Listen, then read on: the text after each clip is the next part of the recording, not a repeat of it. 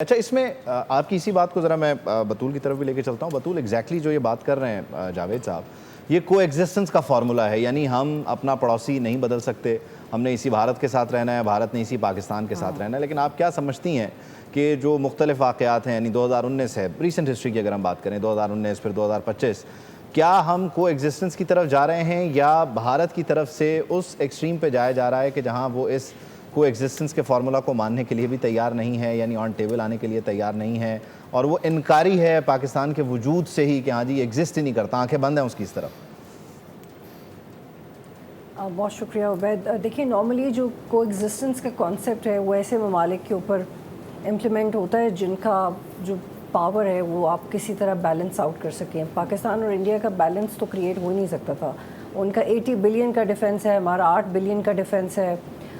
جس وقت انہوں نے اپنے جہاز ہمارے خلاف نکالے اپنی فضا میں تو وہ بھی دیور ٹرپل ان نمبر, تو وہ سائز بہت الگ ہے. اس لیے جو یہاں پہ اگر ہم بیلنس آف پاور کی بات کریں یا کو ایگزسٹنس کی بات کریں تو وہ بہت امپریکٹیکل اس لیے لگتا ہے کیونکہ جتنا روتھلیس اور اگریسو پولیٹیکل پوسچرنگ یا ملٹری اسٹریٹجی بھارت فالو کرتا رہا تو it is very in likely کہ ویسا ہو جیسا آپ کہہ رہے ہیں.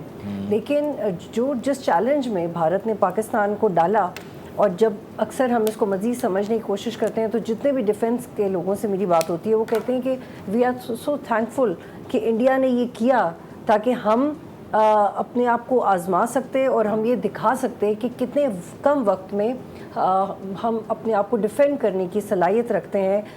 کچھ سیکنڈز, کبھی کبھی کچھ منٹس کا بھی آپ کے پاس مارجن نہیں ہوتا, کیونکہ بھارت ایک ایسا ڈاکٹرائن فالو کر رہا ہے بہت عرصے سے, اس سے پہلے کر رہا تھا 1 سال پہلے, جس کو کولڈ سٹارٹ ڈاکٹرائن کہتے ہیں. اور اس کا طریقہ کار یہ تھا کہ آپ ایک لمیٹڈ وار کو چلائیں اور جو نیوکلیئر تھریش ہولڈ ہے وہاں تک نہیں پہنچنا چاہیے, یعنی کہ نیوکلیئر ویپنز استعمال نہ ہو, وہ خوف بھی آپ برقرار رکھیں اور آپ لمیٹڈ وار بھی کنٹینیو کریں. تو یہی لگتا تھا کہ پاکستان اور انڈیا کے درمیان ہمیشہ اس طرح کی کنونشنل فرکشن ہوگی, کچھ حملہ یہاں سے ہوگا, کچھ حملہ وہاں سے ہوگا, لیکن کچھ ایکسٹینشن نہیں ہوگی. لیکن پاکستان نے جس طرح کا جواب دے دیا اس سے ری ایڈریس کر دیا پاکستان نے اس ایشو کو کہ جو ٹریڈیشنل کانسیپٹ آف ڈیٹرنس ہے اب ہم اس سے بہت آگے نکل چکے ہیں.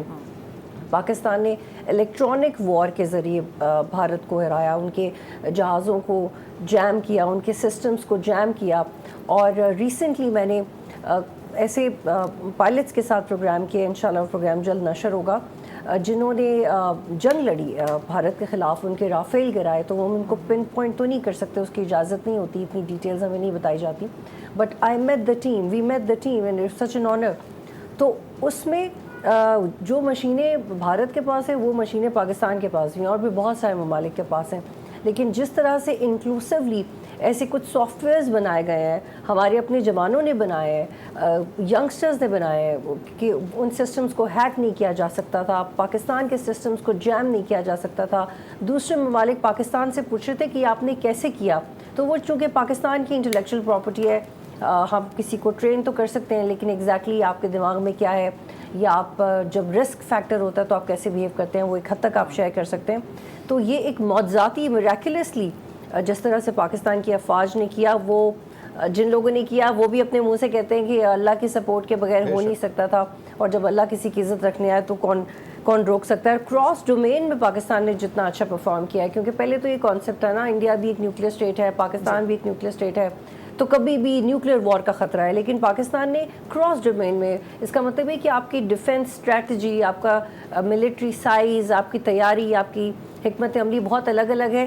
اور تو کسی بھی چیلنج میں, فار ایگزامپل جو رافیل ہے اس کی ان ریچبل گیپ سمجھا جاتا تھا کہ جو رافیل ہے اس کو تو آپ ریچ ہی نہیں کر سکتے, J-10C اس کو ریچ نہیں کر سکتا, فار ایگزامپل JF-17 بلاک 3 اس کو ریچ نہیں کر سکتا. یہ پرسیپشنز تھی.